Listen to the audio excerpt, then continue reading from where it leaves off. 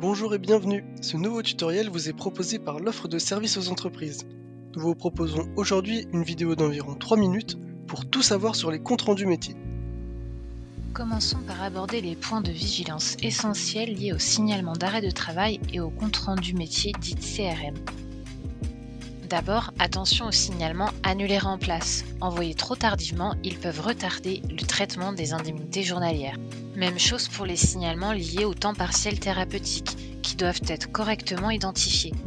On observe aussi souvent des salaires reconstitués inférieurs au salaire brut déclaré, ou encore l'absence du dernier mois de référence. Ces erreurs entraînent des écarts dans le calcul des indemnités journalières. Autre point de vigilance, les erreurs de saisie sur le dernier jour travaillé, la fin de subrogation ou le numéro d'inscription au répertoire, elles paraissent anodines mais bloquent la prise en charge de la MSA. Certains logiciels de paie posent aussi problème lorsqu'ils ne permettent pas d'indiquer la période d'acquisition des primes.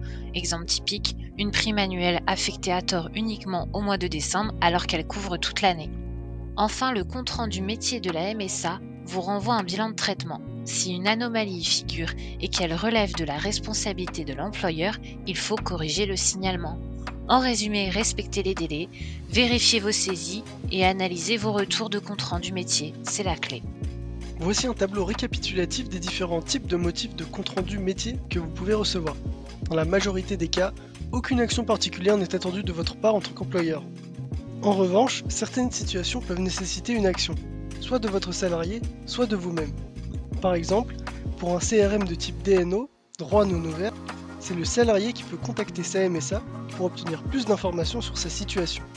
Cependant, pour un CRM de type DDE-PCS, l'employeur peut se rapprocher de la MSA afin de savoir quelles pièces manquent au dossier.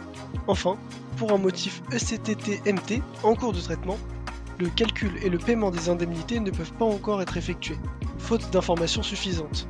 L'idée, c'est donc de bien vérifier le type de CRM reçu, afin de savoir qui doit agir et d'éviter tout retard dans le traitement du dossier. Pour finir, parlons des indemnités journalières de prévoyance et des données associées dans la DSN. Ces données permettent de lier chaque établissement et chaque salarié au contrat de prévoyance auquel ils sont affiliés et de transmettre toutes les informations nécessaires à l'ouverture des droits. C'est l'établissement et non le salarié qui adhère à un contrat collectif. Dans la DSN, l'organisme de prévoyance est identifié grâce à un code organisme de prévoyance, tandis que le code délégataire de gestion désigne l'organisme tiers chargé d'en assurer la gestion.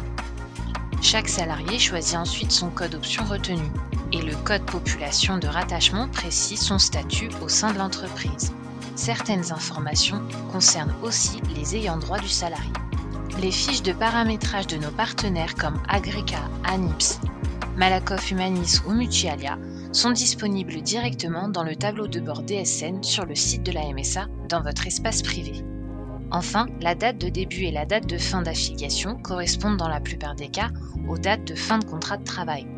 En résumé, des données DSN bien renseignées, c'est une ouverture de droit simplifiée et plus rapide pour vos salariés. Nous arrivons à la fin de ce tutoriel. Vous disposez désormais de toutes les clés pour bien comprendre et utiliser le compte rendu métier. Merci pour votre attention et à bientôt.